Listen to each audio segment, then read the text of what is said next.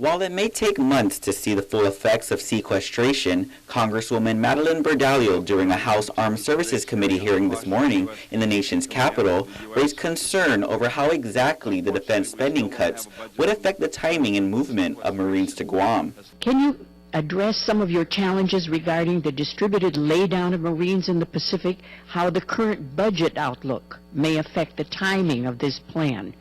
U.S. Pacific Command Admiral Samuel Locklear stressed that sequestration and a continuing resolution may undermine strategic rebalance initiatives, exasperate existing resource challenges, and result in increased risk. But in light of this, he reaffirmed the Defense Department's commitment and the Obama administration's support to the rebalance of the forces to the Asia-Pacific region. I think it's one that it certainly makes sense in the context of where we'd want the Marines laid down for the 21st century in the AOR. Guam is a centerpiece. If Hawaii is kind of the front door to the Asia Pacific, Guam is well into the heart of the living room.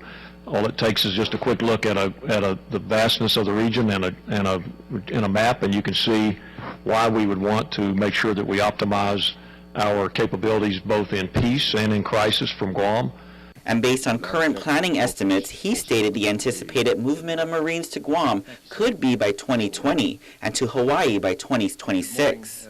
It's positive news here at home, as the governor's buildup office director Mark Calvo says. Since the new adjustment of laydown was announced last year, a timeline was never given except for the completion of the supplemental environmental impact statement and the record of decision in 2015. What we understand reading his comments in context is with a 2015 record of decision that potentially he's focused on a 5-year completion of facilities to accommodate the 5,000 Marines, 1,300 dependents, and close out that part of the buildup.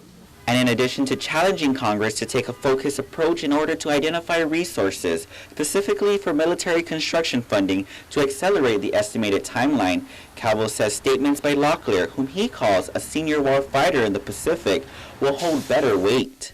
From that context and that perspective, his voice, we're sure will be heard, will ring loud in D.C. As he's responsible to the nation and the president for safety and security of the Defense Department in this area.